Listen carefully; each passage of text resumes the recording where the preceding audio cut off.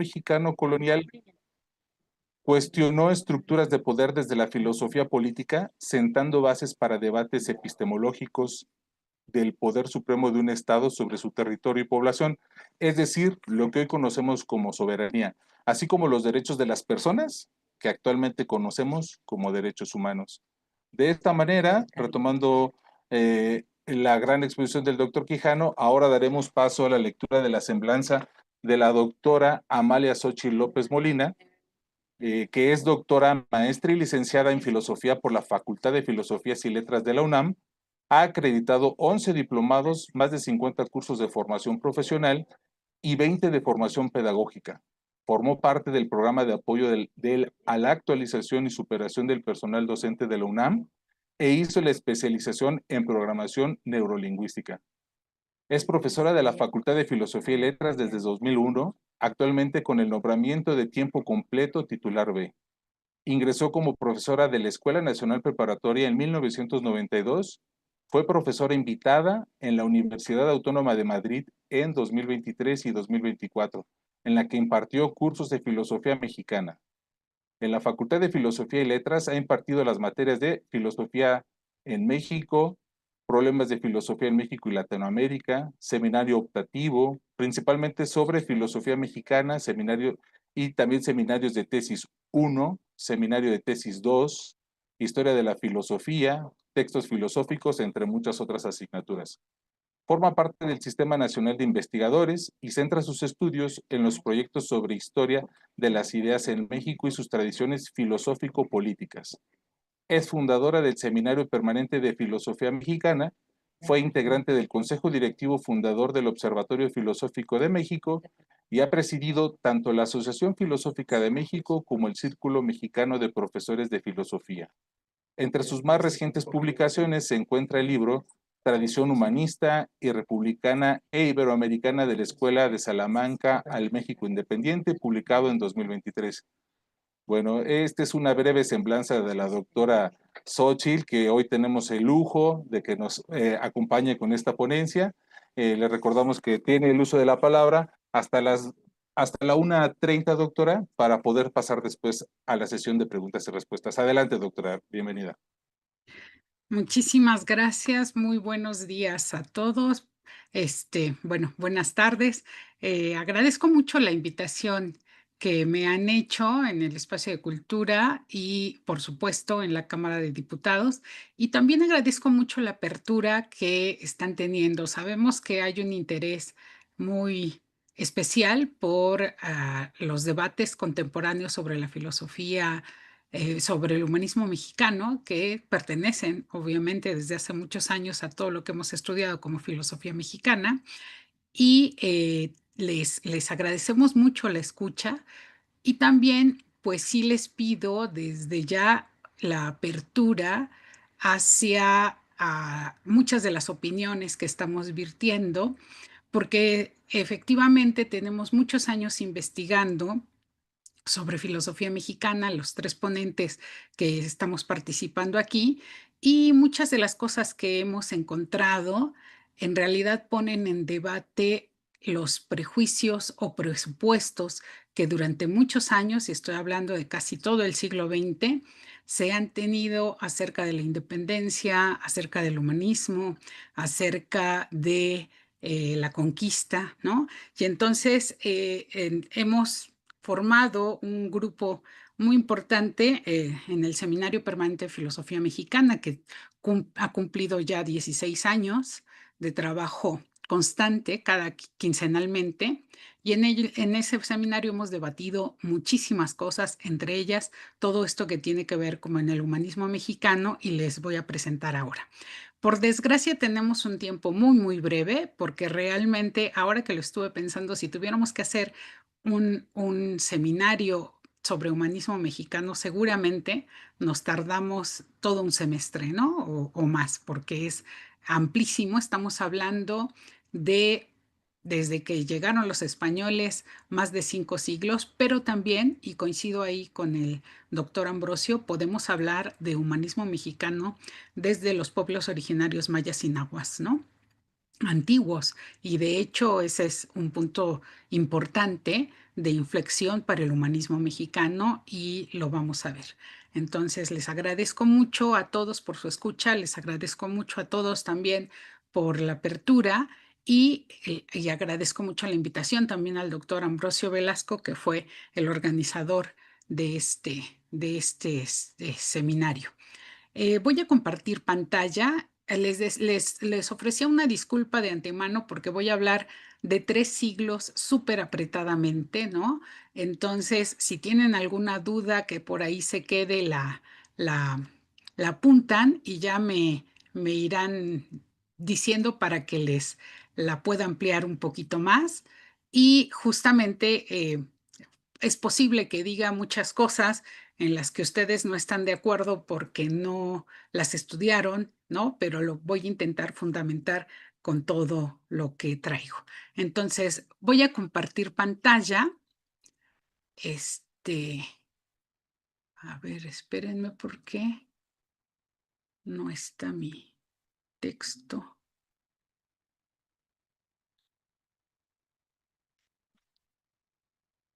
Aquí está. Comparto pantalla y comienzo con ustedes,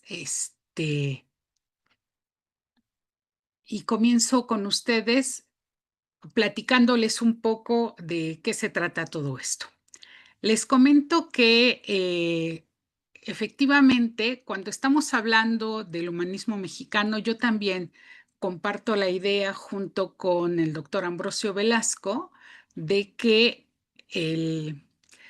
comparto la idea completamente junto con el doctor Ambrosio Velasco de que estamos hablando de una tradición de pensamiento. O sea, el humanismo mexicano no nace hoy, ¿no? No nace en el siglo XX, es algo que tiene una tradición muy, muy fuerte y es algo que tendríamos nosotros que estudiar. Hay cuestiones fundamentales del humanismo mexicano que tenemos que tomar en cuenta y también comparto eso yo con la postura del doctor Velasco en cuanto a que el humanismo mexicano es un humanismo contrapoder.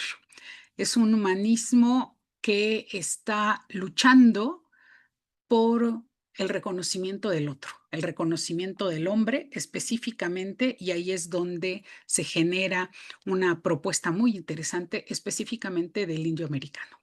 Entonces, esto no es algo que se haya creado porque sí, sino porque los mexicanos decidieron combatir esa idea de que el indígena era inferior. Y entonces todo eso genera toda la propuesta del humanismo mexicano. Pero me voy a meter a sus antecedentes y esto les quiero compartir porque les comento desde ahora, yo soy atea y les voy a decir por qué esto es importante para esta sesión, porque lo que les voy a compartir no es una cuestión de adoctrinamiento para nada, pero sí tenemos que hacer un reconocimiento de lo que significó la teología en nuestra perspectiva. Estamos acostumbrados nosotros a estudiar en escuelas laicas, ¿no? Lo cual implica la enseñanza que nos hicieron cuando nos enseñaron el liberalismo y siglo XIX y demás, de que todo lo que tiene que ver con la teología y con la religión huele a podredumbre, ¿no? Y la verdad es que no. La verdad es que fue muy importante para los liberales en su momento hacer un rompimiento con la iglesia, por todo lo que nosotros sabemos, estaban adueñadas del territorio, tenían un montón de influencias y demás, pero estamos hablando de varios tipos de teología. Efectivamente, hay una teología decadente, que es una teología que está apoyando incluso a la intervención de España en América, pero en México se da una teología que es muy liberadora, ¿no? Y que tiene antecedentes en la misma perspectiva teológica. Entonces, comienzo con mi presentación. Ya tomando esto en cuenta, les comento lo siguiente. A ver, Hay un antecedente que yo quiero tomar que se da desde el siglo XV y el siglo XVI. Este es un antecedente hispano, ¿no? La idea es quiénes son los que están llegando. De alguna manera, el doctor Quijano y el doctor Velasco ya retomaron este punto. Yo solamente lo voy a centrar en una cuestión filosófica, mucho más filosófica de lo que ellos estuvieron planteando. La escuela de Salamanca, en realidad, les digo, se da en el siglo XV y en el siglo XVI. Y en el siglo XVI nosotros lo que tenemos es que Vitoria llega a España en 1526 y entonces vemos ahí el desarrollo de un pensamiento muy interesante que tiene sus antecedentes filosóficos en tres posturas importantes. La primera es el humanismo, ¿no? Que ya planteó también el doctor Velasco lo que es el humanismo, y sin embargo, yo quiero retomar qué es lo que retoma la Escuela de Salamanca de este humanismo. ¿Y qué es la Escuela de Salamanca? La Escuela de Salamanca realmente es un grupo de teólogos del siglo XVI. No podemos nosotros, no podría ser de otra manera, porque recuerden ustedes que quienes estudian en el siglo XVI fundamentalmente son la nobleza y la teología y los teólogos, ¿no? Y entonces, por supuesto, estamos hablando de un grupo de teólogos que tiene una perspectiva que comparte del mundo, y esta perspectiva tiene sus antecedentes, les decía, en el humanismo. En el humanismo, ¿por qué? Porque están intentando rescatar la dignidad del hombre, ¿no?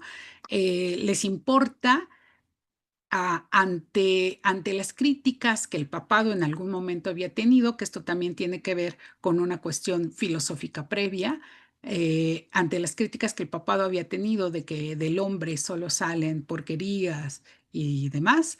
En realidad los humanistas del siglo XIV-XV lo que hacen es rescatar la dignidad del hombre, diciendo, a ver, no, del hombre también sale el arte, del hombre sale la literatura, sale la poesía, y por lo tanto el hombre es muy importante, ¿no?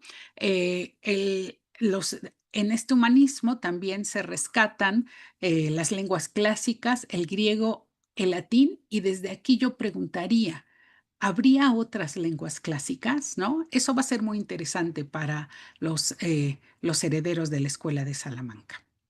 Y algo que rescatan también del humanismo es la historia como un antecedente válido del conocimiento. Es decir, la historia por primera vez, recuerden ustedes a Maquiavelo, por ejemplo, la historia por primera vez se convierte en una área que nos enseña cómo va a comportarse el mundo. Entonces es muy importante.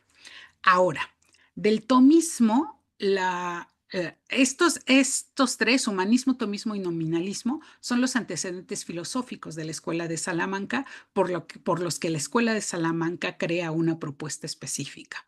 Del tomismo, estamos hablando de la obra de Santo Tomás de Aquino. Lo que se rescata la suma teológica como fundamento de su pensamiento. Esto es interesante porque antes de la suma teológica, la forma en que se enseñaba teología era a través de Pedro Lombardo. Y entonces Pedro Lombardo, pensaba Tomás, tenía en realidad un montón de ideas, ¿no? Y entonces estas ideas estaban revueltas y demás, y lo que deciden ellos es crear, lo que decide Tomás es crear la suma teológica que a ustedes les va a parecer impresionante, y así es. En realidad, la está pensando Tomás como un ordenamiento que sirva mejor como un libro de texto para los chicos que estudian teología. Entonces, sí, estamos hablando de que pedagógicamente para Tomás era más importante hacer esta suma teológica. Ahora, ¿qué es lo que hace Tomás? Reorganiza todas las sentencias de Pedro Lombardo que estaban por un lado y otro, y entonces al reorganizarlas hace preguntas, ¿no? ¿Qué es la ley? ¿Qué es la justicia? ¿Qué es el bien? Y entonces los va contestando a partir de los teólogos, a partir de los filósofos, y entonces esto es muy interesante porque la Escuela de Salamanca retoma la propuesta de la Suma Teológica y de esta Suma Teológica les interesan dos cosas fundamentalmente. Hacen todos ellos comentarios sobre la ley, ¿no? Por lo tanto, ¿qué es la ley? Es algo que les va a interesar mucho y les va a interesar mucho también a su llegada en América. Y también hacen comentarios de la Secunda Secundae, ¿no? El libro de Tomás se conoce como la Prima Secundae, donde escribe sobre la ley, y en la Secunda Secundae, que es la segunda parte, escribe sobre la justicia. Del nominalismo retoman, el nominalismo también es una teoría filosófica importante y aquí lo que van a retomar es la separación entre la monarquía y la iglesia. De hecho, se va a retomar la separación entre la fe y el gobierno, ¿no? Con la frase esa que nosotros conocemos desde los romanos, a Dios lo que es de Dios y al César lo que es del César, se hace una separación y entonces también hacen un rechazo de la existencia de los universales, ¿no? Como el bien, o sea, para ellos, ¿qué es un universal? Un universal es un concepto abstracto que, que se genera como si estuviera existiendo, ¿no? Para ellos entonces el concepto de bien en abstracto no existe, el concepto de mal tampoco, la virtud tampoco. Ahorita lo vamos a retomar más detalladamente, por eso me lo estoy saltando, pero sí quiero que vayan viendo por dónde vamos. Y ellos también hacen un rescate de la historia muy interesante. Ahora, vamos uno por uno para que me sigan. Yo comparto también con Ambrosio Velasco esta idea de que hay varios humanismos. Cuando hablamos de humanismo no hablamos de un estilo de humanismo, no hablamos de un humanismo específico. Es muy largo todo esto, me voy a saltar un montón de cosas, pero el humanismo italiano, sobre todo el humanismo de los Studia Humanitatis, es un humanismo no igualitario y esto es muy importante. Voy a intentar resumir esto rapidísimo. Piensen ustedes que se está dando justo el inicio de la burguesía, ¿no? Y estos burgueses comerciantes que están teniendo dinero, sí tienen mucho dinero, pero no pertenecen a la nobleza. Y al no pertenecer a la nobleza, entonces son ciudadanos de segunda, les guste o no. ¿Qué es lo que ellos hacen entonces? A, rescatar al humano, pero fundamentalmente a ese humano que habla un perfecto latín y que entiende el griego, y entonces ellos, muchos de ellos, se convierten después en los consejeros de los reyes, ¿no? Se convierten en estudiosos maravillosos de latín, son los que mejor hablan el latín, son los que mejor entienden el griego. ¿Por qué? Porque sus padres les pueden pagar los mejores preceptores y sus padres les pueden pagar también las mejores ediciones en griego y en latín. Sin embargo, esto genera una propuesta de humanismo en donde no todos somos iguales. Hay individuos que son superiores, que son aquellos que hablan un perfecto latín, ¿no? Aquellos que entienden un perfecto latín y aquellos que no lo entienden son individuos inferiores.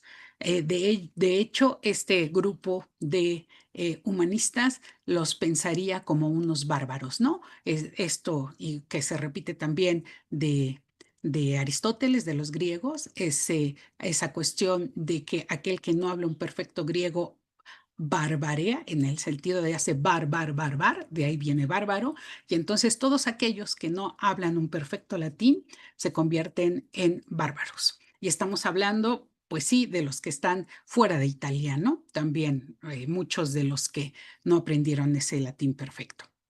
Y por otro lado, dejo de lado todos los demás humanismos, en el que me quiero centrar es en el humanismo iberoamericano, que es un humanismo igualitario. Y aquí es donde yo les quiero compartir esta cuestión de que, y por eso les decía, no es una cuestión de adoctrinamiento, es una cuestión de que tenemos que comenzar a retomar nuestra historia. Y en nuestra historia, nos guste o no, tenemos 15 siglos de cristianismo. Y esos 15 siglos de cristianismo son los que nos hacen comprender qué está pasando también en la actualidad. Y de hecho, nos hacen comprender, piénsenlo ustedes, sencillamente, lo vamos a retomar después, por qué la mayoría de los independentistas eran padres. eran padres de la iglesia, ¿no? Eran curas. ¿Por qué ellos eran curas? Y uno dice, es que leyeron a Rousseau. No, no leyeron a Rousseau, leyeron a los salmantinos. Y entonces, este humanismo iberoamericano es un humanismo igualitario. ¿Por qué? Porque desde el cristianismo, recuerden ustedes, el fundamento del cristianismo es que todos somos hijos de Dios y como todos somos hijos de Dios, todos somos libres y somos iguales. Lo vamos a retomar más adelante y también hacen estos humanistas un rescate de las lenguas clásicas. Lo que yo me preguntaría es, ¿qué entendemos por lengua clásica? Y esto es muy interesante porque si ustedes piensan la lengua clásica solo como el latín y el griego, ¿qué pasa cuando estos individuos llegan a América? ¿Qué comienzan a entender por lengua clásica, no? Que eso resulta algo súper interesante. Después les hablo del nominalismo y aquí creo que me voy a detener un poquito más. Para ellos, los universales no existen. ¿Qué es esto de los conceptos universales? Los conceptos universales, dicen ellos, son creados por la razón. ¿Por qué? Porque los nominalistas hacen una diferencia entre la fe y la razón. A las cuestiones de fe, las cuestiones sobre Dios, sobre la Trinidad, etcétera, esas son cuestiones por las que creemos, esas cuestiones teológicas las creemos por la fe. La razón no puede meterse a explicar esas cuestiones de fe. La razón es algo humano y por tanto entonces, dicen ellos, los conceptos universales no existen. Los conceptos universales son creados por la razón y la razón es una cuestión humana. Vámonos un poquito más con calma. Por ejemplo, el concepto de bien, ¿no? ¿Qué es lo bueno? Preguntaríamos nosotros. Y entonces, lo que nos dirían los nominalistas es, lo bueno en sí mismo no existe. O sea, no es posible que ustedes vayan por ahí buscando lo bueno en alguna parte. Y si lo hacen, pues nunca lo van a encontrar, ¿no? Lo bueno es algo que existe solo racionalmente. Es decir, ¿qué es lo que sí tenemos? Tenemos actos de bondad. Por ejemplo, cuando un individuo ayuda a una anciana a pasar la calle, eso es un acto bueno. Cuando un individuo se levanta del asiento del metro y le da el lugar a una señora embarazada, ese es un acto bueno. Eso sí lo tenemos en la realidad. Por lo tanto, nosotros solamente vemos las cosas o los actos buenos y con la justicia sucede lo mismo. La justicia no anda por ahí en algún lado abstractamente, ¿no? Solamente tenemos los actos justos. Los actos justos, por ejemplo, cuando un juez castiga justamente a un narcotraficante, eso es justicia, ¿no? Tenemos un acto justo. Tenemos otro acto justo cuando se le dan, pues, a la gente pobre se les da dinero para que pueda comer. Eso es otro acto justo. Pero entonces, la justicia como tal no existe, ¿no? Lo que existen son los actos justos. Si nos quedáramos ahí, no habría problema. Pero ¿qué pasa con el hombre? Y aquí, ni modo, sí se los quiero decir de una vez. Estamos hablando del concepto de hombre, estamos hablando de lo humano, ¿sí? Pero, chicas, todas las que están aquí, no, ustedes no caben. Lo humano no estaba hecho para la mujer hasta el siglo XX. Entonces, en esta parte estamos hablando solo de los hombres. El concepto de hombre. ¿Qué pasa con el concepto de hombre? ¿Qué es el hombre? Si nosotros nos vamos a los planteamientos aristotélicos, Aristóteles tiene ya fijada una perspectiva de lo que es lo humano, de lo que es el hombre, y el hombre es un hombre político, es un hombre libre, es un hombre racional, ¿sí? Y todo aquel individuo que no quepa dentro de ese concepto aristotélico de lo humano, entonces no es humano. Esto es muy importante para la cuestión de los pueblos originarios, porque obviamente los pueblos originarios no cabían en ese concepto abstracto y cerrado de hombre que venía desde Aristóteles, ¿no? Pero cuando ustedes tienen a la Escuela de Salamanca con el nominalismo, vean qué interesante. La Escuela de Salamanca está rompiendo con los conceptos universales. Por lo tanto, el concepto universal de hombre no le sirve a los nominalistas, ¿no? Será necesariamente aquello, o Ok, sea, que sí encontré existe. esto en internet para no le sirve a los nominalistas que es su nombre. Perdón, Échale un ojo. perdón, se conectó esta Siri. Bueno, entonces, ¿qué sucede con el nominalismo?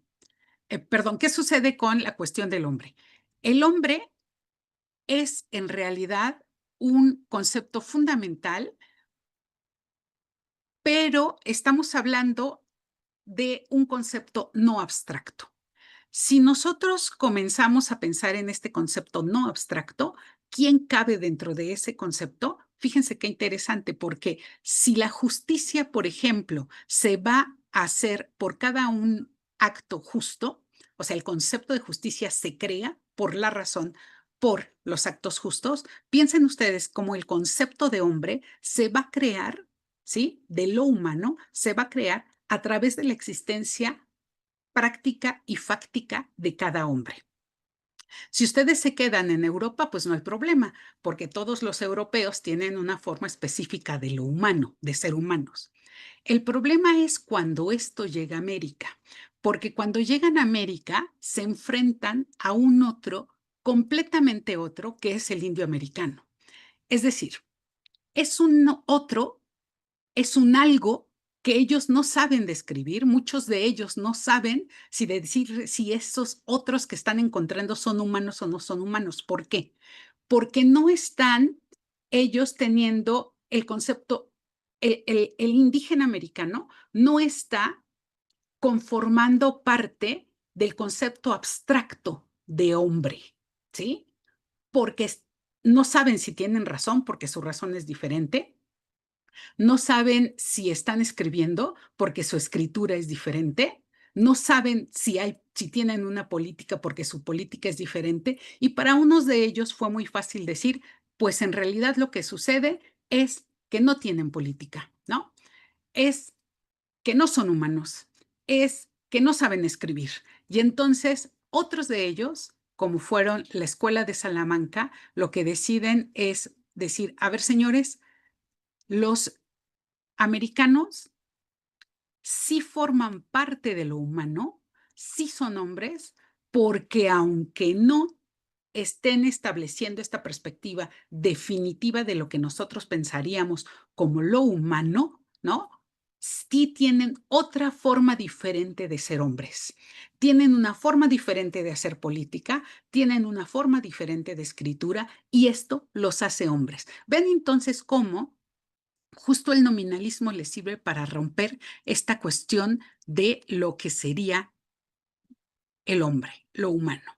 Y el tomismo. Aquí es esta perspectiva de la división de la ley. Luego, cuando quieran, la abren con más cuidado, cuando tengan tiempo. Ahí está todo lo que muchos de los teólogos piensan que es la ley, la división de la ley. Y esto específicamente, la que les pongo a la izquierda, es la división de la ley que hace uno de los grandes filósofos y teólogos europeos del siglo XVI y XVII, que es Francisco Suárez. De eso yo solamente quiero retomar lo que ellos retoman en el tomismo. Lo que retoman en el tomismo, fíjense qué interesante, es les había ya dicho, toda esta perspectiva de la ley natural, ¿no? O sea, todos somos, les interesa la ley humana y la justicia, y entonces dicen que todos somos hijos de Dios. O sea, todos los hombres son hijos de Dios y por ser hijos de Dios, todos los hombres son iguales por naturaleza y todos los hombres son libres por naturaleza. Y esto se da, dicen ellos, lo podemos comprobar. Cuidado con esto porque no todos los teólogos lo piensan. Estoy hablando específicamente en este momento de la Escuela de Salamanca y los seguidores de la Escuela de Salamanca, para quienes la perspectiva de la ley y la justicia era fundamental. Esto sí se los quiero comentar porque no todos los teólogos estaban pensando lo mismo, pero la escuela de Salamanca sí. Y vean qué interesante es la interpretación de la escuela de Salamanca. Dicen, a ver, hay un momento que es el momento de la caída, que para aquellos que no hayan estudiado nada de cristianismo y no sepan de qué se trata, es cuando Dios expulsa a Adán y a Eva del paraíso. El momento de la caída es cuando comen del fruto prohibido de la ciencia, ¿no? Y entonces Dios los saca del paraíso. Pero en ese momento, cuando lo sacan del paraíso, lo interesante es que si se acordarán ustedes que Dios le dice a Eva, parirás con dolor, y le dice a Adán, ganarás el pan con el sudor de tu frente. ¿Cuál es la interpretación de Salamanca? Y esto es muy, muy interesante. La interpretación de Salamanca es que cuando Dios le dice a Adán, ganarás el pan con el sudor de tu frente, le está diciendo, ganarás el pan con el sudor de tu frente, no con el sudor de la frente de otro. ¿Esto qué quiere decir? Que en ese momento en que Dios lo expulsa del paraíso, le está quitando todo privilegio y entonces él se convierte en un individuo igual que cualquier otro hombre. Por lo tanto, Dios no le da ningún privilegio a Adán y por lo tanto los herederos de Adán, que son todos, dirían los salmantinos, son absolutamente iguales ante la ley de Dios y ante la ley de los hombres. ¿Qué están haciendo con esto? Los salmantinos, quitar todo el poder a la nobleza, ¿se dan cuenta? O sea, realmente no hay un individuo diferente que haya sido elegido por Dios para ser rey, por ejemplo. Y entonces, todos los hombres son iguales. ¿Y qué es lo que nos hace diferentes? Porque si todos los hombres son iguales y libres, ¿qué es lo que nos hace diferentes? ¿Cuándo un hombre puede perder la libertad? Y aquí está la belleza salmantina, que tiene que ver también con el hecho de que ya ellos están siguiendo a Santo Tomás, están pensando que todos los hombres son libres y la única manera de dejar de serlo es a través de un pacto social, de un pacto entre hombres. Esto es muy importante porque lo que nos han enseñado regularmente es que la idea de pacto social nos viene de la Revolución Francesa y eso es absolutamente incierto. En realidad, la cuestión del pacto social nos viene ya desde la interpretación del tomismo salmantino. Ya tenemos una idea muy clara del pacto social. Ahora, les voy a leer esta parte de la ley que también tiene que ver, esta es la definición de la ley humana que hace Francisco Suárez. La ley positiva humana, dice él, se llama humana porque ha sido elaborada y promulgada directamente por los hombres. Es un acto del hombre y de él procede. La necesidad de esta ley surge del hecho de que la ley natural o divina es muy general. Esto es interesante. ¿Qué está diciendo? Que la ley natural y divina es tan general que no puede ejercer una legalidad para todo el humano, ¿no? Por lo tanto, el hombre, en su calidad de animal sociable, necesita una comunidad con un ordenamiento jurídico específico. Y esta ley humana se va a dividir, vean qué interesante, en ley civil, que es la ley que va dirigida al gobierno político de la comunidad para la protección de los derechos temporales y el mantenimiento de la sociedad política en paz y justicia, y la ley eclesiástica o canónica, que son las leyes contenidas en los sagrados cánones y decretos de los papas. Aquí, como podrán ver al lado izquierdo, en algún momento hay una diferencia entre la ley eterna, ¿no?, que es la ley de Dios, pero vean cómo muchas veces nosotros confundimos la ley divina con la ley eclesiástica. No, para Suárez, la ley eclesiástica es una ley que también es generada por los hombres. Bueno, si no me escuchan o algo, por favor les pido que me llamen porque aquí ya empezó a llover. Entonces, Se escucha muy y bien, doctora. vale, y continúo con lo que es Francisco Suárez y esta cuestión de la ley. Francisco nos interesa porque Francisco Suárez es un jesuita y En el siglo XVIII, quienes comienzan con una perspectiva de la igualdad absoluta, quienes continúan en realidad son los jesuitas, ¿no? Porque ya vimos con el doctor Quijano cómo tanto Alonso de la Veracruz como las casas, etcétera, están ya teniendo una perspectiva de la ley muy interesante y una perspectiva de la justicia también muy interesante. Ahora, Francisco Suárez muere en 1617, entonces él se convierte en el hombre fundamental para el pensamiento, vean qué interesante, no solo el pensamiento católico y no solo el pensamiento cristiano, sino también para el pensamiento protestante. Esto es muy interesante. ¿Por qué? Porque Francisco Suárez se convierte en una de las mentes más lúcidas y preclaras de su momento. De hecho, Francisco Suárez se le conoce como el doctor eximio, ¿no? Y es el que logra condensar todos los estudios sobre la ley de su época. Piensen ustedes lo que significa eso. O sea, el cuate, con todo lo caros y difíciles de conseguir que eran los libros sobre la ley, ¿sí? Tenía más o menos 700 volúmenes en su biblioteca personal, porque él pidió esos libros, claro que la compartía también con todos los demás, pero él hizo que les llegaran esos libros y esos libros sobre la ley los leyó todos. Y lo que hizo fue condensarlo y crear su De Legibus, ¿no? Sobre la ley, en donde está expresando un montón de cosas. ¿Se acuerdan que voy a retomar esta parte, que el hombre es una de las perspectivas de la ley humana de Suárez? El hombre en su calidad de animal sociable necesita una comunidad con un ordenamiento jurídico específico. Lo interesante y lo que podríamos preguntarnos es, ¿y cómo se da esa comunidad? ¿Cómo se crea esa comunidad? Y ahí nos vamos a la herencia salmantina que tiene Suárez, ¿no? Y que están retomando también de Tomás. ¿Cómo se crea una comunidad? A través de un pacto. Suárez lo tiene clarísimo. Es decir, si el hombre es capaz de pactar ser un esclavo, ¿y por qué es un hombre capaz de pactar ser un esclavo? Porque lo único que un hombre no puede hacer, según el cristianismo, es dejar de vivir, ¿no?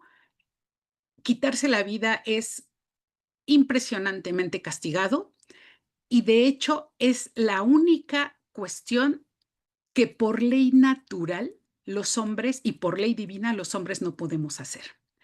Entonces, lo que tenemos que hacer los hombres es luchar por estar vivos siempre.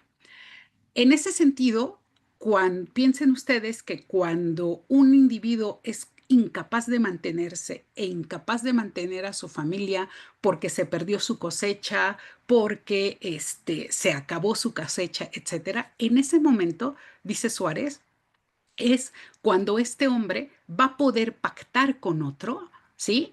Y le va a decir, me esclavizo a ti durante un año mientras tú me mantienes. Y entonces tú puedes hacer con mi trabajo lo que quieras.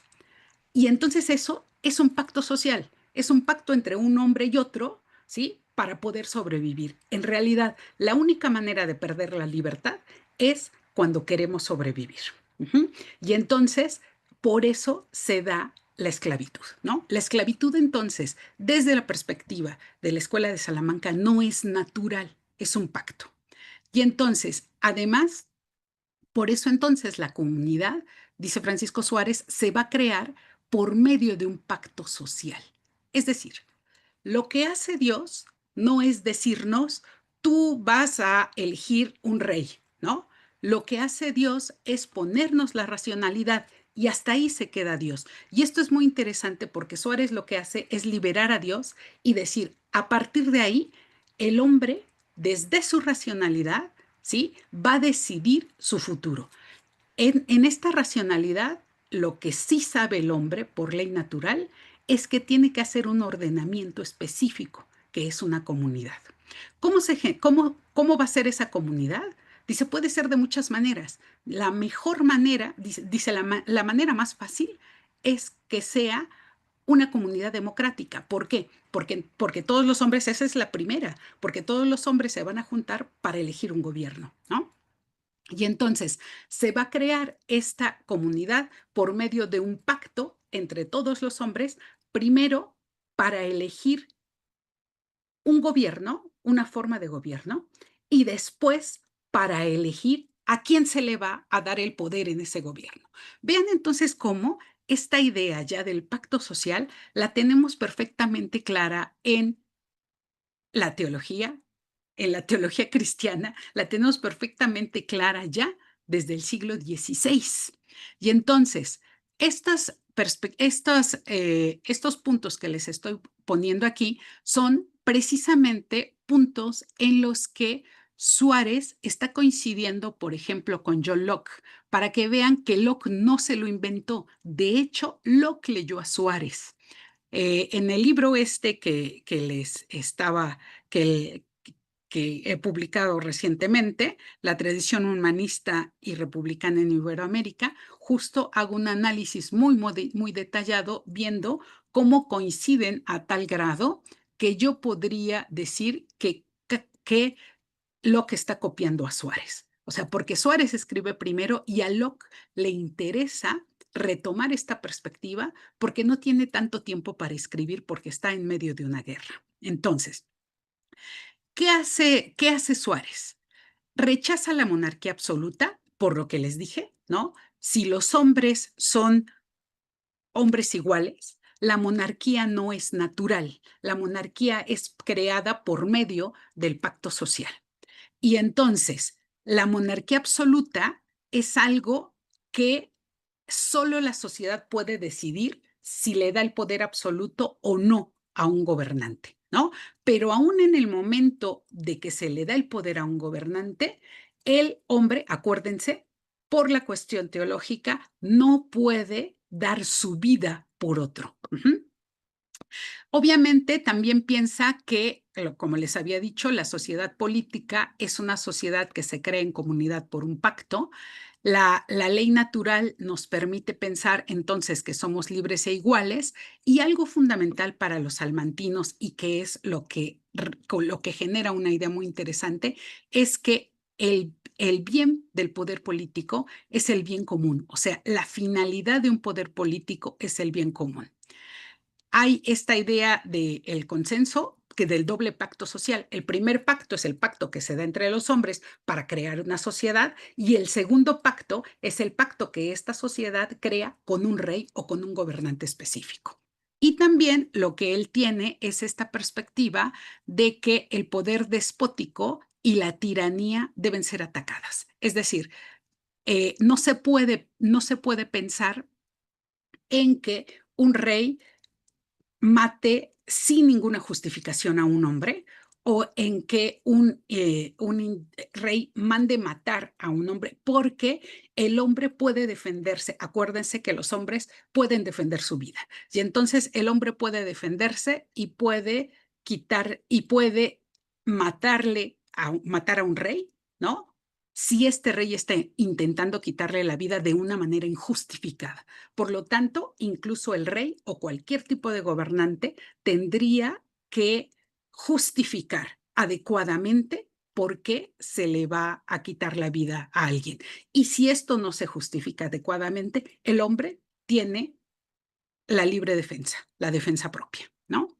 Ok, todo esto, como verán, son antecedentes que me parecen muy importantes porque a donde yo quiero llegar es precisamente a qué está pasando con la perspectiva de los jesuitas. Les decía yo que Suárez es un jesuita y entonces lo que hacen lo que van a hacer los jesuitas en España y en México es leer a Suárez, porque de hecho la cátedra más importante en las escuelas jesuitas es la cátedra sobre Suárez.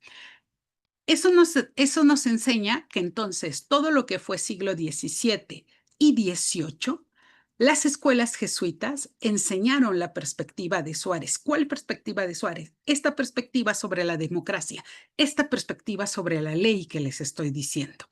Y entonces no es raro que cuando los jesuitas llegan al poder, lo que nosotros tengamos, perdón, que cuando los jesuitas están en América, acuérdense que una de las cuestiones fundamentales de los jesuitas es la enseñanza.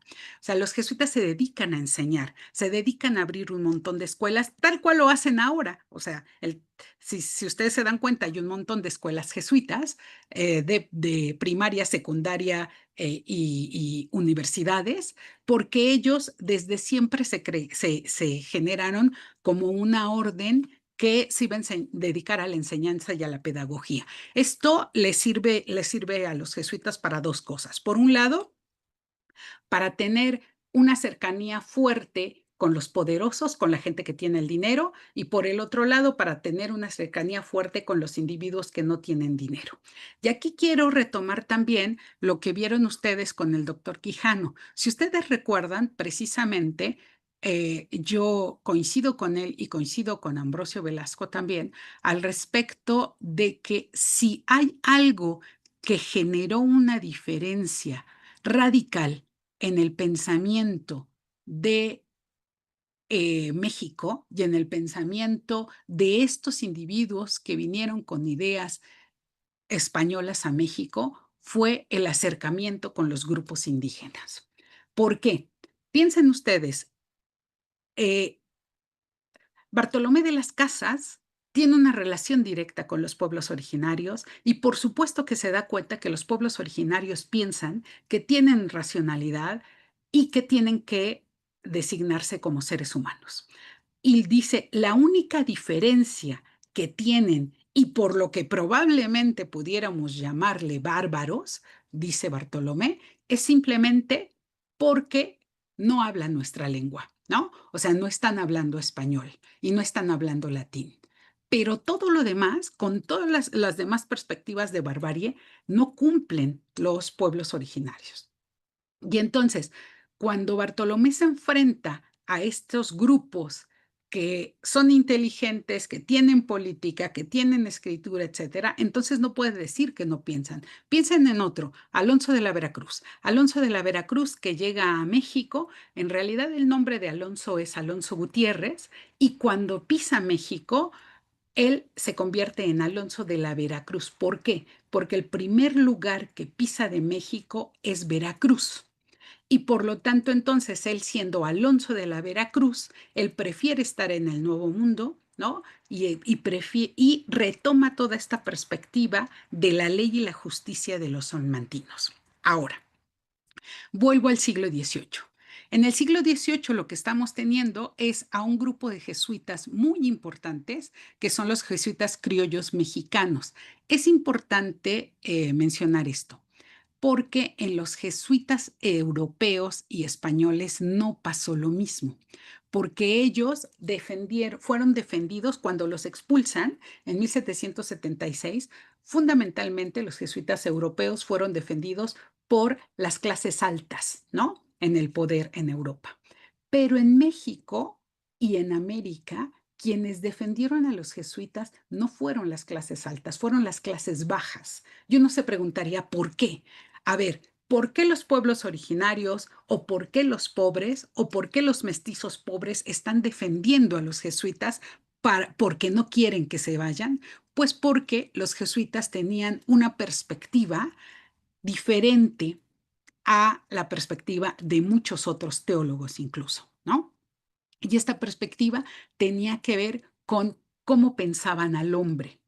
Y vean, Francisco Javier Alegre dice, ¿qué debe decirse de la multitud innumerable de esclavos etíopes que durante estos 500 años han sido llevados a las colonias españolas y que todavía siguen siendo llevados? Estos etíopes ni son esclavos por nacimiento ni por sí mismos. Vean, aquí está ya toda la perspectiva teológica de que el hombre es libre por naturaleza, ¿no? Estamos hablando de los etíopes, estamos hablando entonces de los negros e incluso Estos jesuitas defienden también a los negros. Estos etíopes ni son esclavos por su nacimiento ni por sí mismo. Síguese que esa esclavitud es del todo injusta e inicua. Es decir, la esclavitud es injusta y la esclavitud no debe darse. ¿Sí? El siguiente jesuita, Andrés Cabo. Menor mal es que ningún habitante del Nuevo Mundo se convierta a nuestra santa religión y que el señorío del rey se pierda para siempre, que obligar a aquellos pueblos a lo uno y a lo otro con la esclavitud. Vean qué interesante. ¿Qué estamos viendo en coincidencia entre estas dos citas? Que ellos están viendo que se está dando la esclavitud en América y que en la esclavitud están siendo los negros y los indígenas tomados como esclavos, ¿no? Vean, menor mal es que ningún habitante del Nuevo Mundo se convierta en nuestra religión a que hacerlo esclavo por ese hecho, ¿sí? Y entonces, piénsense ustedes como el rey que está a cargo del reino en ese tiempo y que tiene a un montón de jesuitas en América diciendo esto sobre los negros y sobre los indígenas, luchando porque los negros y los indígenas sean iguales o tratados de igual manera que ellos. Y entonces ustedes, si se ponen del lado del rey, se darán cuenta que era gravísimo que los jesuitas estuvieran diciendo esto. Pedro José Márquez. El verdadero filósofo, dice Márquez, es cosmopolita, o sea, ciudadano del mundo.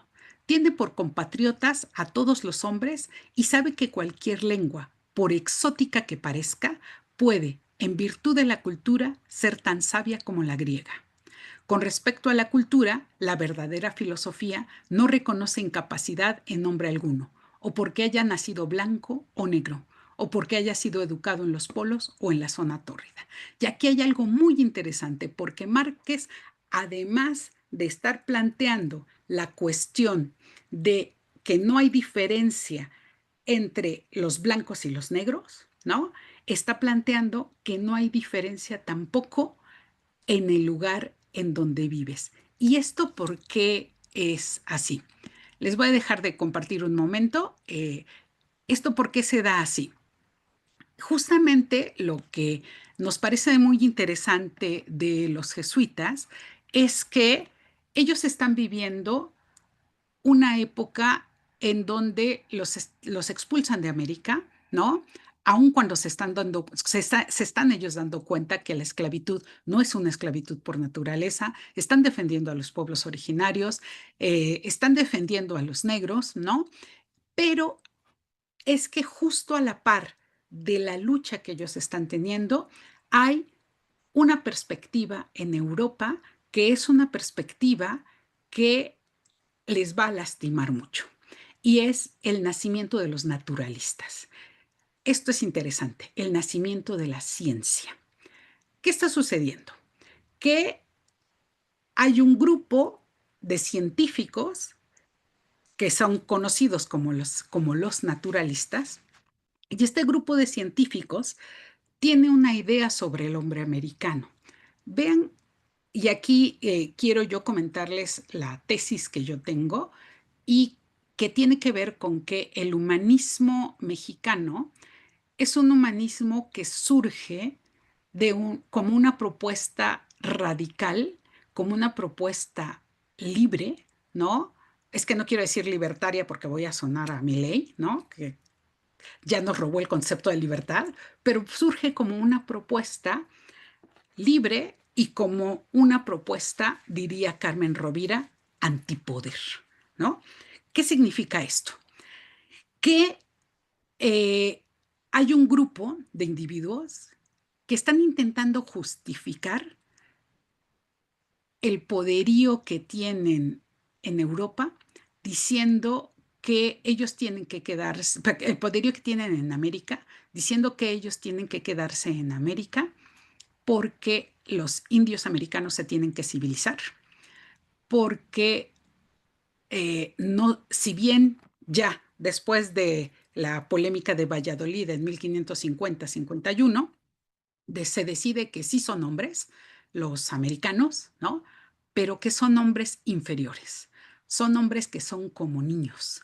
Y entonces España tiene que quedarse en América para regir a esos individuos que son incapaces de regirse por sí mismos, ¿no? Como si todos los siglos anteriores, en donde hubo reinos y cultura y demás, no hubieran existido. Entonces ellos deciden, este grupo, que son individuos inferiores, que son individuos que no pueden superarse por sí mismos, que no pueden tener una política real, una religión real, que no pueden tener una civilización real, que la civilización real es la civilización europea, ¿sí? No la pueden tener si no se las da a alguien. Y esto es lo que justifica que ellos se queden en América. Y entonces, la idea es que se va a evangelizar al pueblo y por medio de esa evangelización, estos grupos que son inferiores van a llegar a civilizarse, ¿no? Esto es siglo XVI, XVII, pero justo en el siglo XVII, XVIII comienzan a surgir estos científicos. Les decía otra vez, para que quede clara, mi tesis es que la filosofía mexicana, de hecho, el humanismo mexicano surge porque hay otro grupo que está diciéndoles, ustedes no son humanos, ustedes no son racionales. Y entonces los mexicanos tienen que defenderse y demostrar, claro que soy racional, claro que pienso, claro que hago filosofía, claro que hago política, ¿sí? Y entonces no es nada más porque sí, es porque hay un grupo que los está lastimando, denostando y está diciéndoles, ustedes son salvajes. Y entonces este grupo naturalista que surge, que se dicen científicos, y científicos implica en ese momento ya supuestamente hacer experimentación, observación, etcétera, lo que hacen, estoy hablando específicamente de Buffon y de Poe, y lo tomo después de los jesuitas, porque uno de los grandes jesuitas, Francisco Javier Clavijero, lo que hace es estar en contra de la perspectiva de Buffon y de Poe, y entonces Buffon y de Poe lo que hacen es explicar que por qué científicamente se puede demostrar que los hombres americanos son inferiores, ¿no? Y entonces, el hombre americano va a ser inferior por el clima.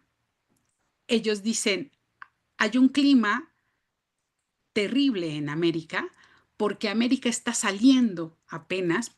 Ellos pensaban que era la Atlántida y el desarrollo de América era un desarrollo posterior al de Europa. Europa ya había salido y se había secado y América no.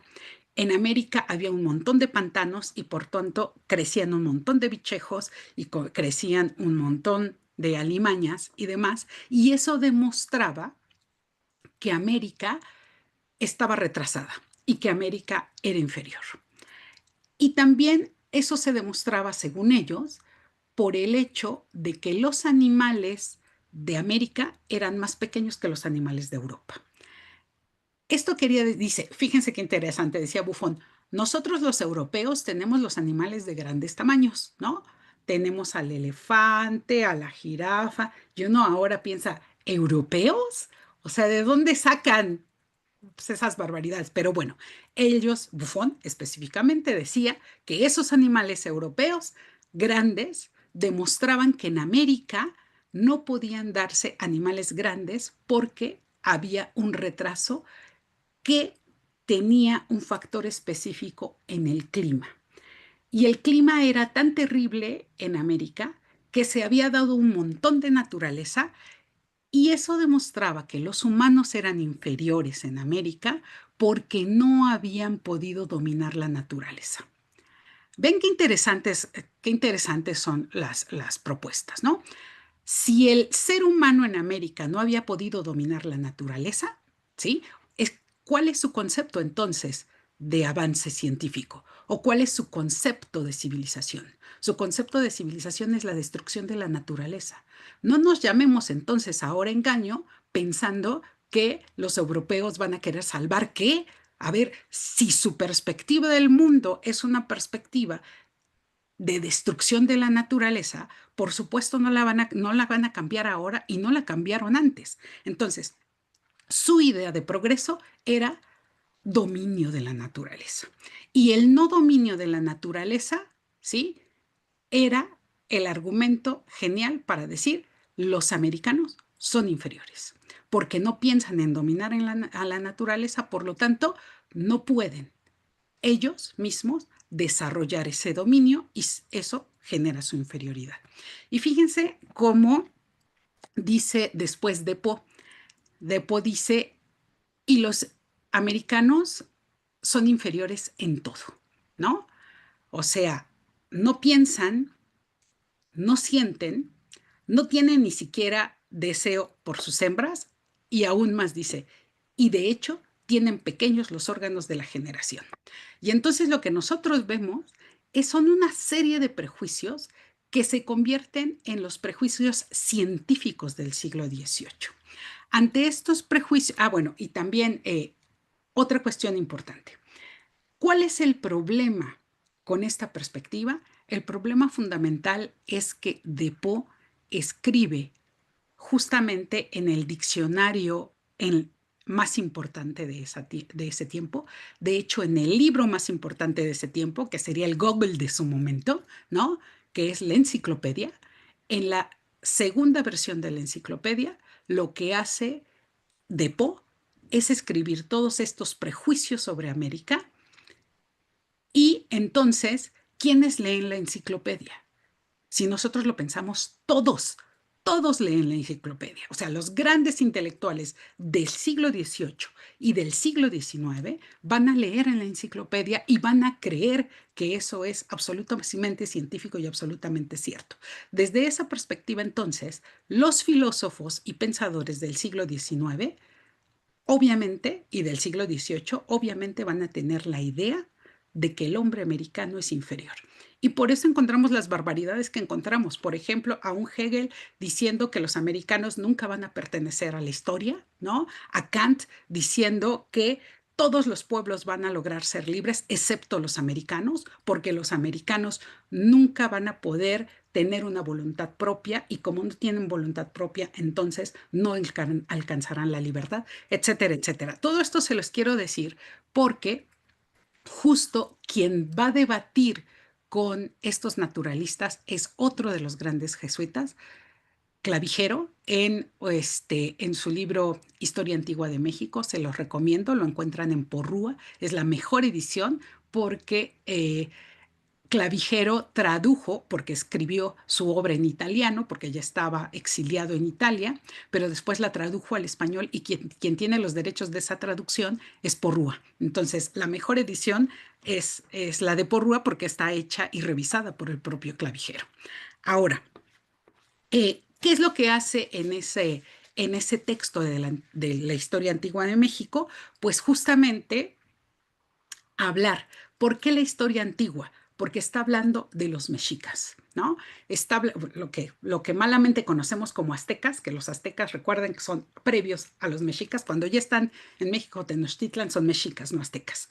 Y entonces, los mexicas hace toda una defensa de la cultura, de la moneda, de la lengua, de la arquitectura mexica, exponiendo por qué es maravillosa y por qué debe ser estudiada.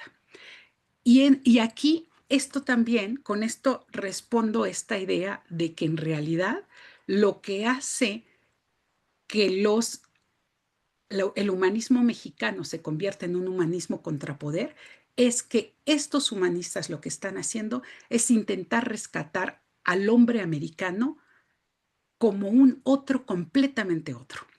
Vamos a ver, no tendría por qué ninguno de ellos, ni los españoles, Bartolomé de las Casas, ni Alonso de la Veracruz, ni los jesuitas, haber defendido a los pueblos originarios. Pero ellos ven en los pueblos originarios, específicamente los mexicas, están viendo una cultura maravillosa, están viendo esa gran cultura que se debe reconocer y que debe de dársele un valor sin quitarles el valor y decirles salvajes. A ver, lo que ellos están intentando decir es, señores, los indígenas americanos no son salvajes, tienen una cultura específica que es propia de ellos, tienen una idea propia de la política, tienen una idea propia de la religión e incluso sus ideas religiosas, aunque no sean cristianas, son ideas importantes. Por eso yo digo que efectivamente el humanismo mexicano se gesta de una manera tan radical gracias a la existencia del indio americano, ¿no? Y entonces, Clavijero va a ser en esta Historia Antigua de México, que es un volumen así inmenso, toda es una disertación, bueno, va a ser todo un estudio sobre la cultura de los mexicas y al último, en la última parte, va a ser unas disertaciones en donde va a corregirle la plana a Bufonia de Po y el argumento que utiliza a mí me parece maravilloso, el mejor de todos. Les dijo, a ver, señores, ustedes están haciendo ciencia de escritorio. Jamás vinieron a América. Jamás estuvieron allí. Por lo tanto, quien tiene más idea de qué está pasando ahí soy yo, porque yo estuve con ellos, yo platiqué con ellos, yo sé la lengua de ellos, yo conozco qué están haciendo los americanos. Ustedes no me pueden venir a decir a mí que ellos no piensan y que ellos son salvajes cuando ustedes no tienen realmente esa cercanía y solamente hicieron su estudio a través de las ideas que otros les dijeron. Y bueno, es maravilloso porque refuta una a una las ideas de inferioridad que están haciendo Buffon y De Po. Se los recomiendo muchísimo. Lástima que no pueda seguir porque quiero seguir con esta parte y quiero terminar con la cuestión de la independencia, porque justo fue esto lo que a mí me llevó.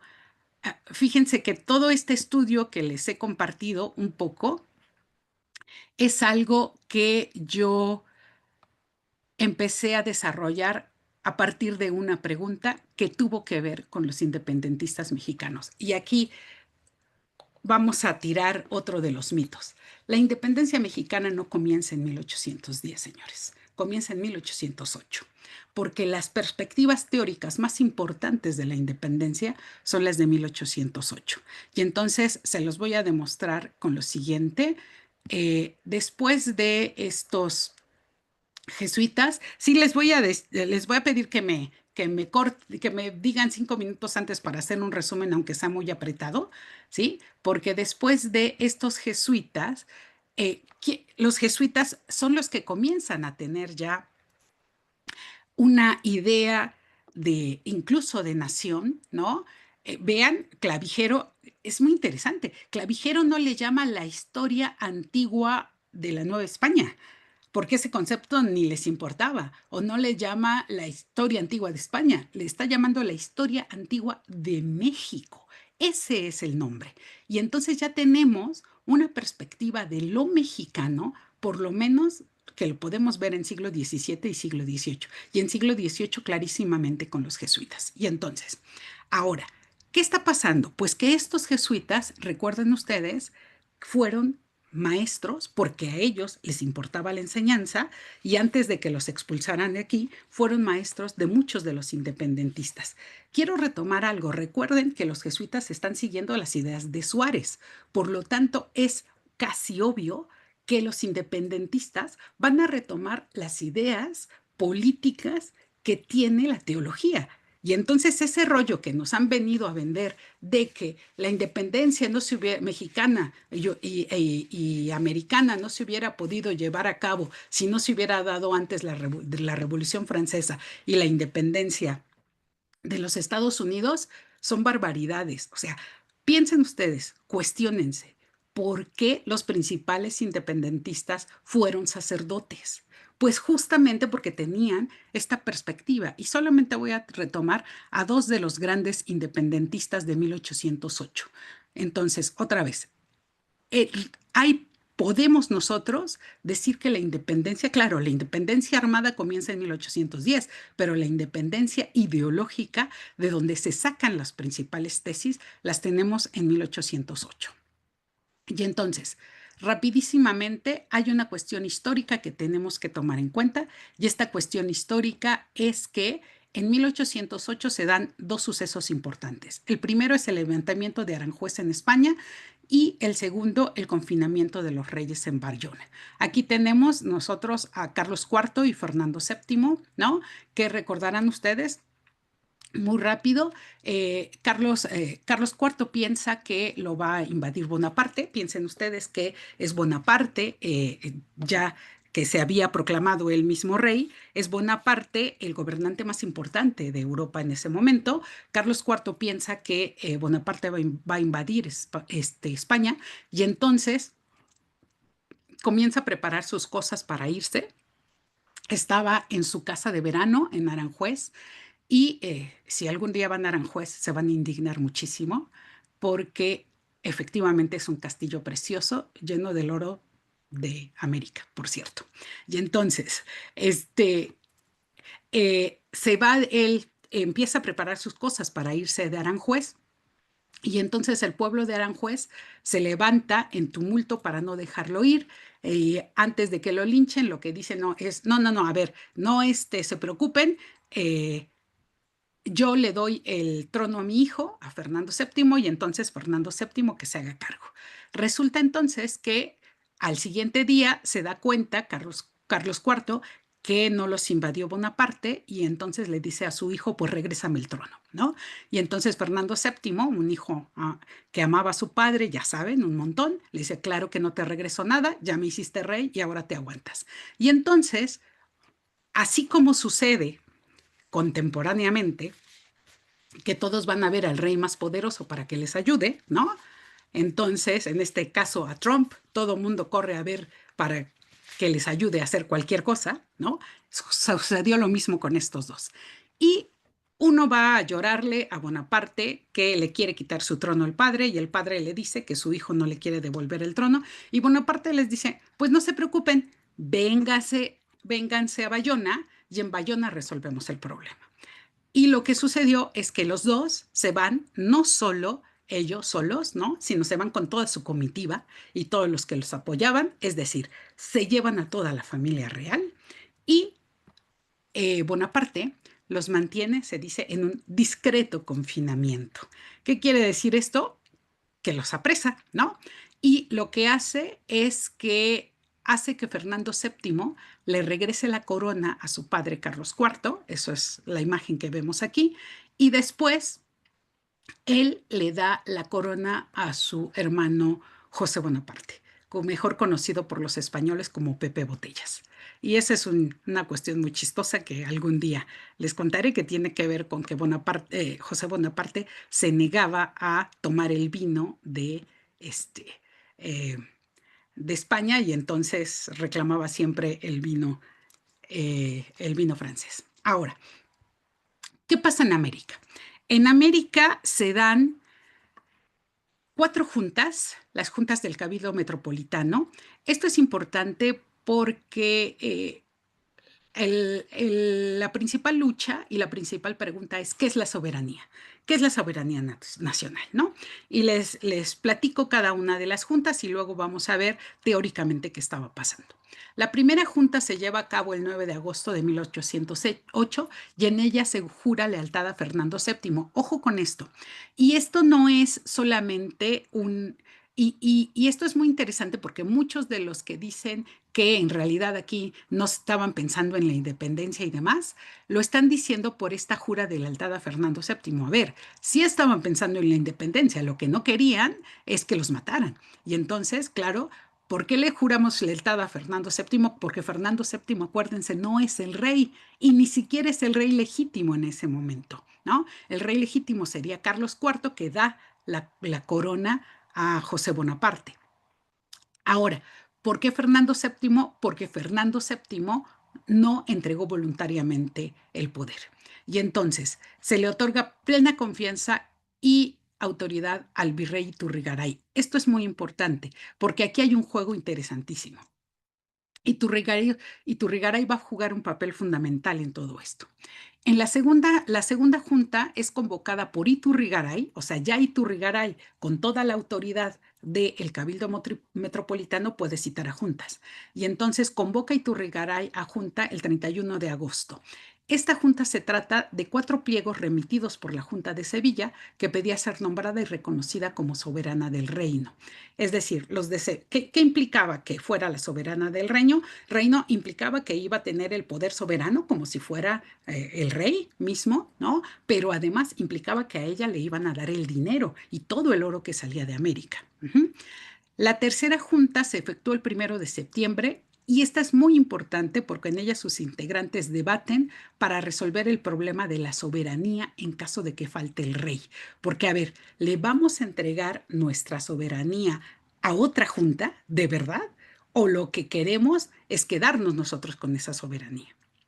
Y luego, el 9 de septiembre se lleva a cabo la última de estas juntas y en ella los criollos colaboradores del ayuntamiento proponen que se convoque a una junta general de todo el reino. Esto es muy interesante y solamente les comento que es también muy interesante que Iturrigaray firma oficios para citar a esta junta desde el 1 de septiembre. Vean, la junta para decidir que se va a juntar todo el reino es el 9 de septiembre, pero ya desde el 1 de septiembre hay documentos de Iturrigaray firmados y mandados a otros individuos para que vinieran a esa junta de representantes.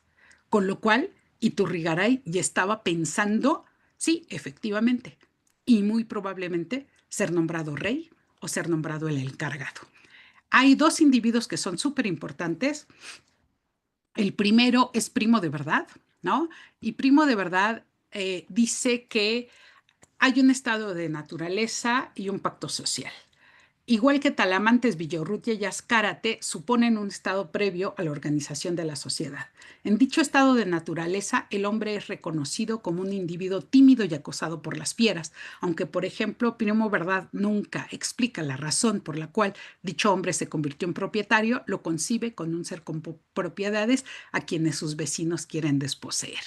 Fíjense que aquí, si nosotros nos quedamos hasta aquí, pensaríamos, sí, claro, están siguiendo a Rousseau, sí, claro, están siguiendo a Locke, pero fíjense que encontré yo algo que me pareció fundamental, que tiene que ver un poco con esta cita.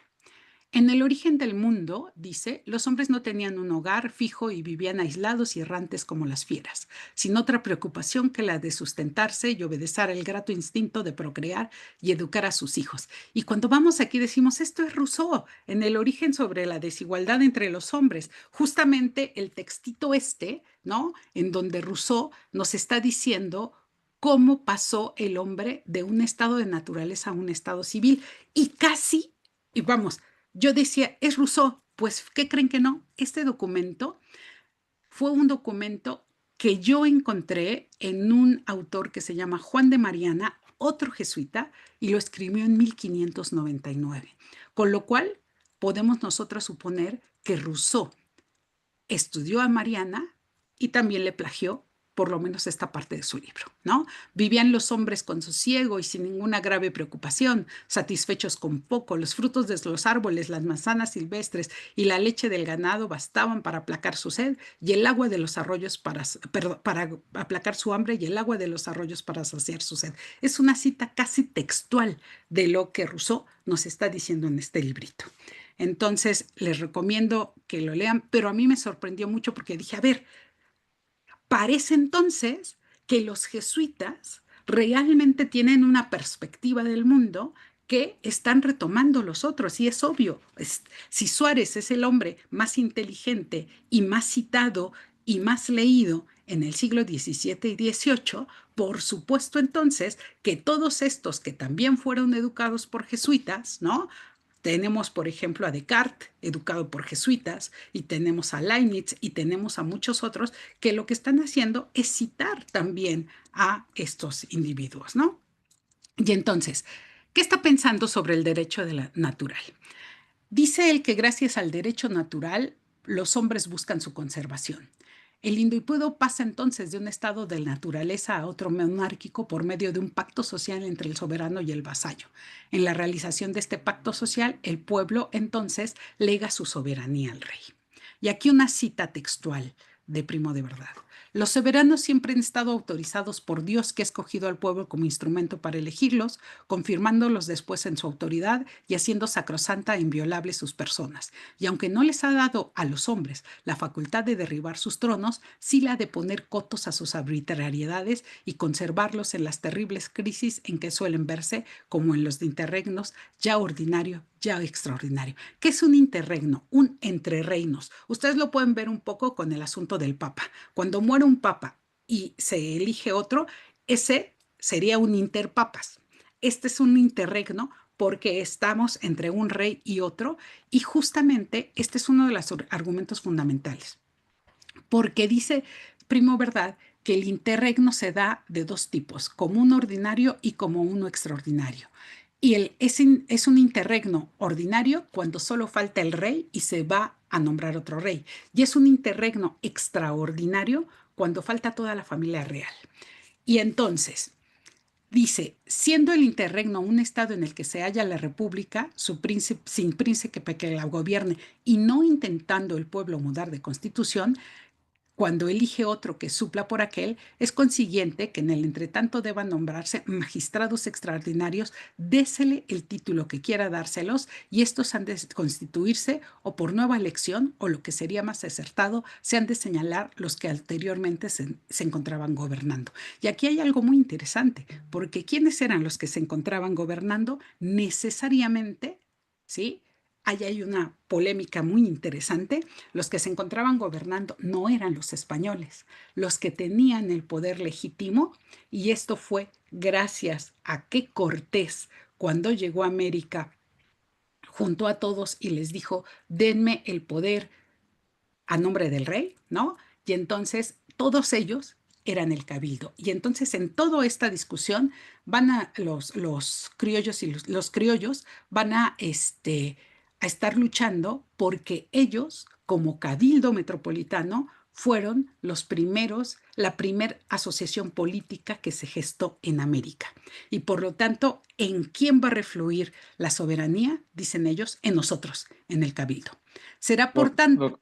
Doctora, pues solo para avisarle, tenemos 4 preguntas de nuestros asistentes.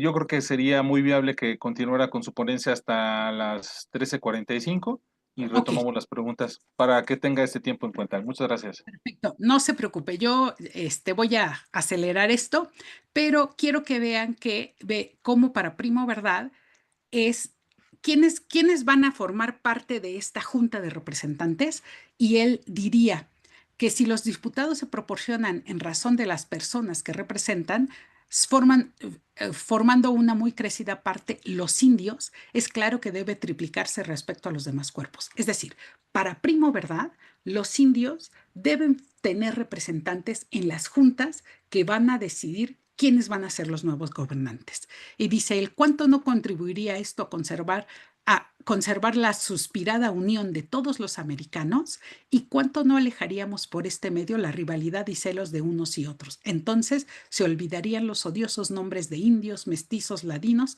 que no son tan funestos. Y ahora paso a Melchor de Talamantes, porque Melchor de Talamantes tiene una idea no tan cercana a Primo Verdad. Hay que decir algo, Melchor de Talamantes es un fraile, es fray Melchor de Talamantes, y cuando se les hizo cuando la Inquisición comienza a hacer sus análisis y comienza a ver quién tuvo la culpa, todos le echaron la culpa a Talamantes diciendo las ideas fundamentales que tenemos son de Talamantes, ¿no? Talamantes señala entonces que existe una ley superior a todas, que es la ley natural, que dirige al individuo hacia la búsqueda de la conservación. Vean, los dos, tanto Talamantes como Primo Verdad, están hablando de la ley de la conservación como la ley máxima, ¿no? Y el innato deseo de la felicidad. Dice, el más sagrado, solemne y respetable por el cual el pueblo se obliga a obedecer al rey y a dirigir y gobernar en virtud de este pacto, el pueblo se constituye en inferior y declara al rey superior, como debe serlo aquel que manda. La superioridad, sin embargo, dice Talamantes, no es tanto una preeminencia o prerrogativa, cuanto un gravamen o una obligación. Vean, es la misma idea de la escuela de Salamanca, o sea, el rey no es el que manda. El rey es el que tiene un gravamen porque tiene la obligación de proteger al pueblo, ¿no? Es un deber impuesto a la parte más ilustrada y poderosa del género humano para dirigir, sostener y proteger a toda la parte más débil e ignorante. Para la idea de soberanía del pueblo, aquí es muy interesante porque ¿a quién le pertenece la soberanía? Y vean cómo aquí está en contradicción con Primo Verdad. Dice Talamantes, el pueblo ínfimo, ¿quién es el pueblo ínfimo? El pueblo que no sabe leer, los indígenas. En ninguna nación verdaderamente culta goza de este derecho de ciudadano, el de ejercer la representación nacional, porque su rusticidad, ignorancia, grosería, indigencia y la dependencia necesaria en que se halla respecto de los hombres ilustrados y poderosos lo hacen indigno de tan excelente cualidad. Ven ustedes, no es algo contemporáneo, lo tenemos desde la independencia, que exige una libertad verdadera incompatible con la ignorancia y la mendicidad. He sostenido y sostendré siempre la soberanía nacional, que alguna vez se suele distinguir con el nombre de soberanía del pueblo, entendiendo por pueblo, dice Talamantes, en cuerpo toda la nación, pero de ninguna manera la soberanía rigurosamente popular sujeta a mil vicios y errores. Ojo con esto. Y él lo dice él lo dice cuando lo agarra la Inquisición, le preguntan de dónde sacó esas ideas y entonces él dice que de ninguna manera coincide con las ideas de Rousseau, ¿no? Que ni lo ha leído, que esa es la soberanía rigurosamente popular y que la soberanía popular que él está proclamando son las ideas que vienen en un libro que anda por todos lados, que se llama El gobierno de los príncipes. Y este nada más ni nada menos es un libro escrito precisamente por Santo Tomás. Y entonces, los casos en que las colonias pueden legítimamente separarse de sus metrópolis, y esto solo se los añado para aquellos que crean que no había una idea de independencia. Por supuesto que ya hay en ellos, desde 1808, una idea de independencia, ¿no? ¿Cuándo las colonias pueden legítimamente separarse de sus metrópolis? Cuando las colonias se basten a sí mismas, que era lo que pasaba en México. Claro que hay que tener cuidado, porque si ustedes leen lo que le dijo a la Inquisición, dice, ay, no, claro, de ninguna manera eso pasaba, ¿no? Pero por supuesto que aquí, con estas 12 cuestiones, lo que nosotros tenemos es esta perspectiva ya de la independencia que no necesariamente le viene ni de Rousseau, ni de Estados Unidos, ni de nada. Está viniendo precisamente de la teología escolástica. Y entonces, ¿con qué puedo concluir? Con que efectivamente en el siglo, en la independencia, lo que tenemos en los primeros años, y lo podemos ver de manera muy clara con toda la perspectiva hasta 1816, ¿no? O sea, Hidalgo, Morelos en la Constitución de Apatzingán, etcétera, vemos fundamentalmente las ideas de esta teología positiva, de esta teología de gran calado que viene desde Suárez, que viene proclamando ya la voluntad popular, que viene proclamando ya el consenso, que viene proclamando la soberanía del pueblo, ¿no? Y sí va cambiando poco a poco y las ideas, desde mi punto de vista, las ideas que aparecen ya en la Constitución del 24, sí ya tienen también incluida, además de esta perspectiva, porque ahí recuerden que hay varios frailes que están firmando esa constitución, también ya tenemos las ideas de soberanía y demás que vienen de Europa, de la Revolución Francesa y de la independencia norteamericana, pero ya es hasta después de la independencia. Las primeras ideas en realidad, y por eso creemos que sí podemos hablar de una tradición humanista que pertenece más a México. Las primeras ideas las tenemos precisamente pues, que vienen de la propia tradición teológica, ¿no? Y bueno, hasta ahí me quedo y cualquier cosa que me quieran preguntar o que quieran debatir, adelante. Muchísimas gracias, doctora Xochitl. Felicidades por esta magnífica ponencia en la cual nos abre una perspectiva muy interesante de cómo el humanismo mexicano ha influido en el pensamiento político, científico de la humanidad, ¿no? Esta gran conexión que hay justo en las ideas independentistas que se fueron tejiendo desde siglos antes, desde de nuestra propia independencia. Y tenemos 4 preguntas de las personas que muy amablemente están inscritas en este seminario que nos siguió en esta tercera sesión. Y si usted prefiere, voy leyendo de una en una o leo las 4 Si quiere, leemos las 4 y hacemos una respuesta. Muy bien. La primera dice, siguiendo esta tesis que propone la doctora Xochitl, si el humanismo mexicano surge como una resistencia antipoder contra los naturalistas, ¿cómo se reconcilia o ensambla esto con la noción de tradición del humanismo mexicano? ¿Comenzaría en ese punto? ¿Y cuál es su visión del humanismo mexicano en los pueblos originarios? Relacionada a esta, ¿cómo podemos hablar de democracia, libertad o soberanía en los pueblos originarios si antes de que llegaran los españoles ya los mexicas tenían esclavizadas a varias naciones como la Tlaxcalteca, Huejotzingo, Chalco, entre otras? Eh, ¿Es entonces el humanismo mexicano un humanismo de resistencia que aún continúa en las resistencias contemporáneas, sobre todo hablando de las resistencias del sur del país y en las comunidades indígenas? Y la última que tenemos por acá es a los jesuitas del México se le pueden considerar como los promotores de la educación durante la época colonial y a la vez los verdaderos fundadores de la filosofía humanista como un método educativo para la población indígena, africana y asiática. Son las 4 preguntas que tenemos en este momento, doctora. Bueno, a ver, esta cuestión del humanismo mexicano como un humanismo de resistencia y antipoder, justamente yo lo que les comentaba es que el ingrediente americano es un ingrediente sin el cual ni siquiera los miembros de la Escuela de Salamanca hubieran podido opinar lo que opinaron.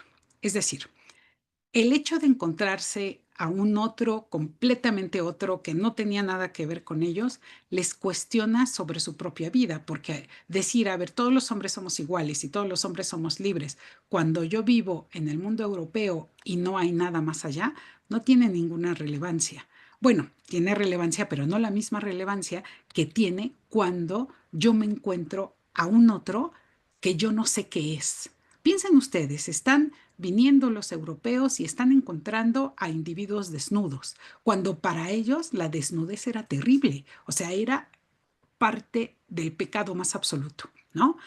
Están encontrando individuos que tienen otras lenguas, que tienen otra cultura, y entonces, ¿qué sucede?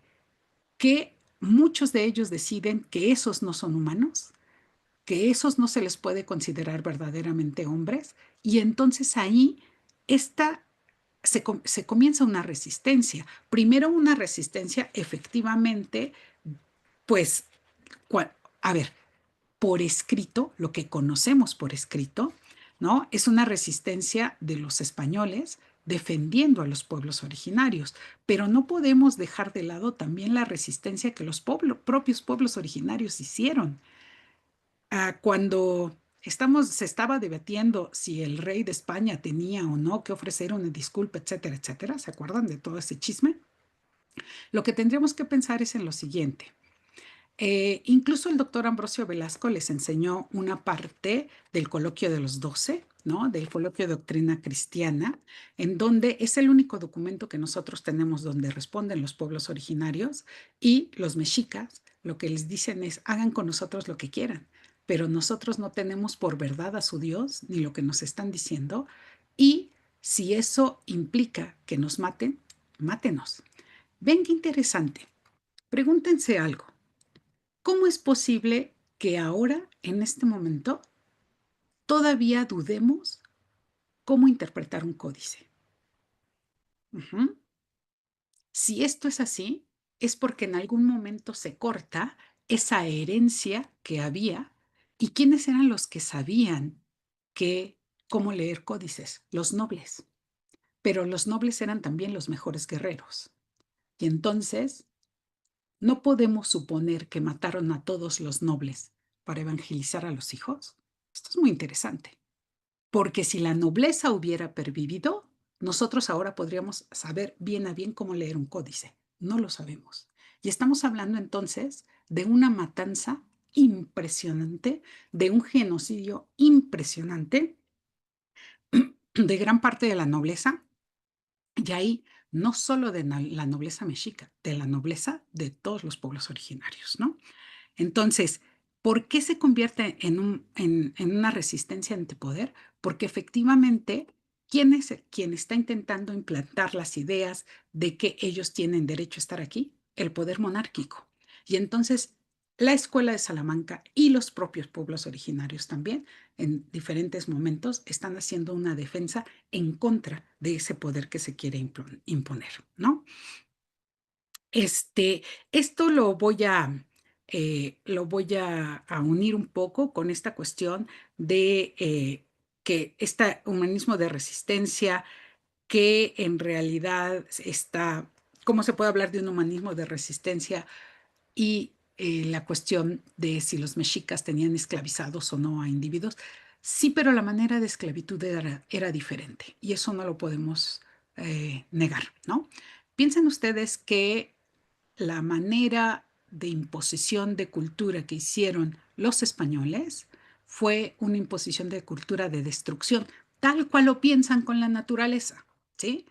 O sea, imponerte es llegar y destruir culturas, destruir iglesias, destruir todo y sobreponer sobre eso la civilización que yo traigo, ¿sí? Y entonces, prueba de ello es que nosotros no hablamos náhuatl, hablamos español, ¿no? ¿Por qué? Porque hubo una imposición de la cultura española a la cultura mexica para deshacerse de esa cultura.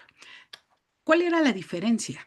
Que efectivamente había, los mexicas son guerreros, grandes guerreros, no lo podemos negar, pero la manera de imponerse era otra, porque la manera de imponerse era pedir tributo. Pedir tributo implicaba obligar al pueblo al que es sometido a que me dé cierta cantidad de lo que ellos ganan, ¿no? Y que me mantengan como reino, por supuesto. Pero no terminaban con su cultura. No deshacían sus casas, no deshacían sus templos. Y esto es muy interesante porque sí hay una imposición, pero esa imposición es diferente. Y lo que tendríamos que preguntarnos es si realmente podemos llamarle a eso esclavitud, porque fíjense ustedes qué interesante.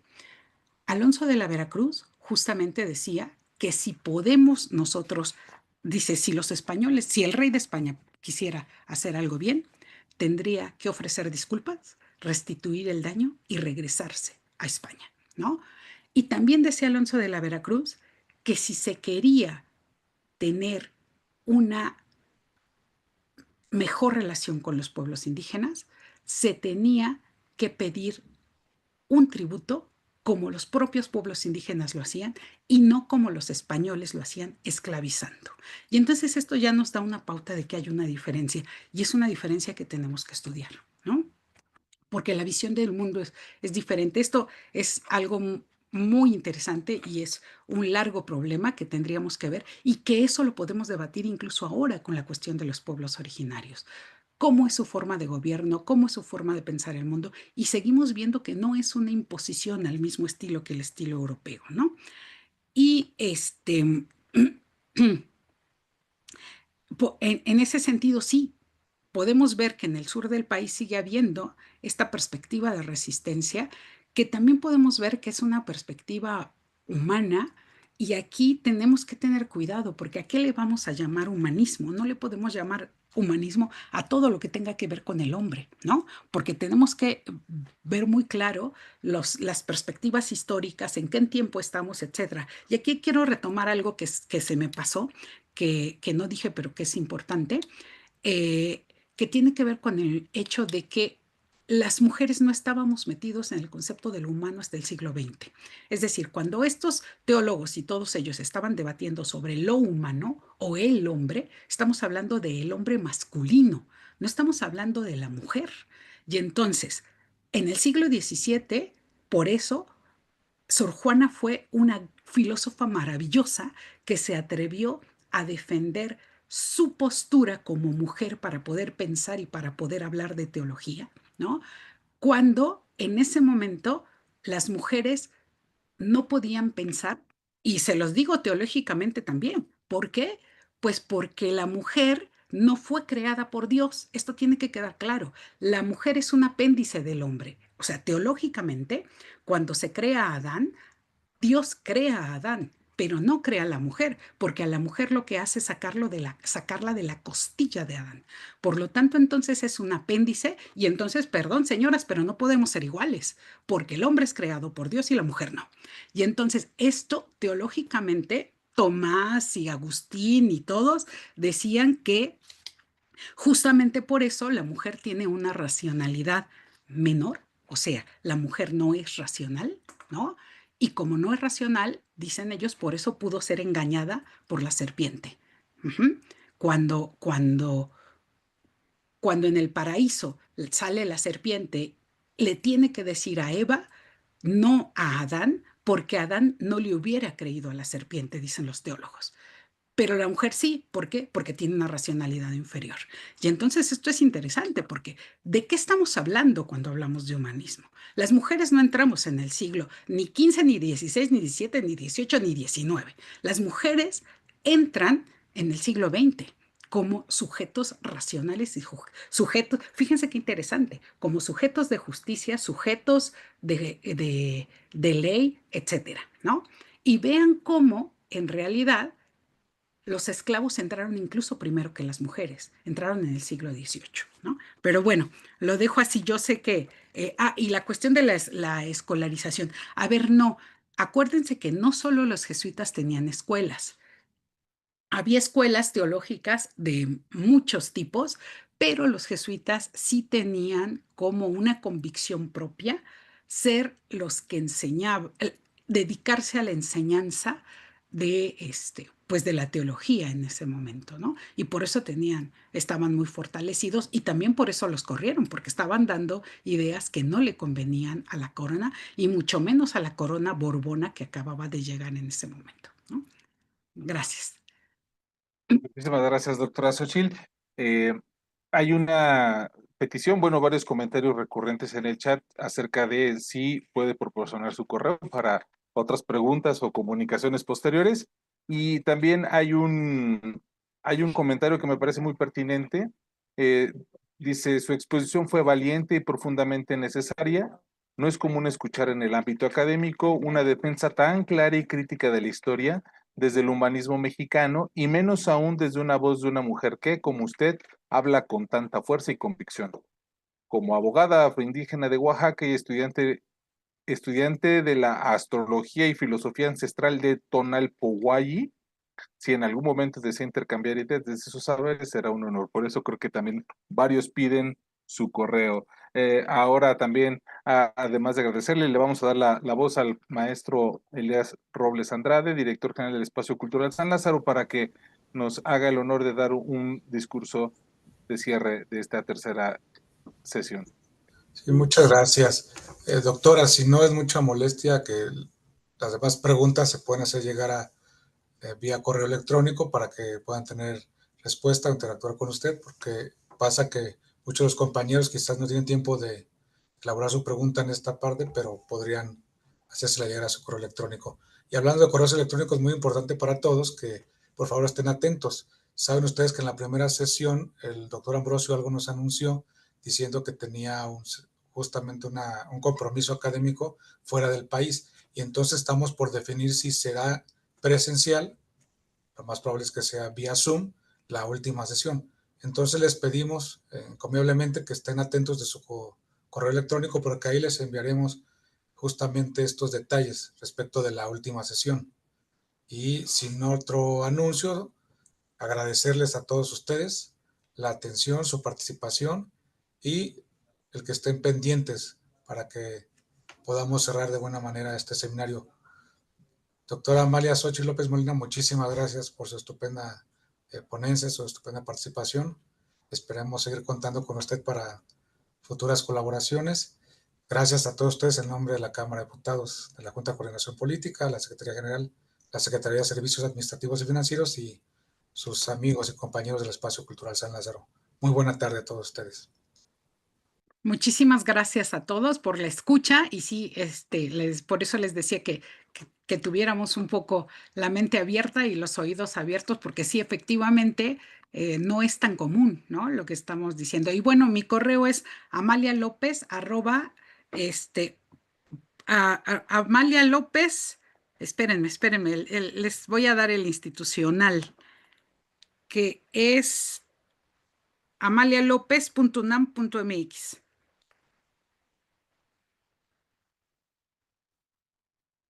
Entonces, para que quien quiera escribirme. Y muchísimas gracias a todos. Entonces, doctora, nada más una precisión, sería Amalia López @filos.unam.mx. @filos.unam.mx. Muchas gracias, sí. Así lo hacemos pasar también en el chat. Muchísimas gracias a todos por la escucha. Al contrario, muchas gracias a usted, doctora. Gracias, doctora. Gracias a todos. Nos vemos la próxima sesión. Hasta luego.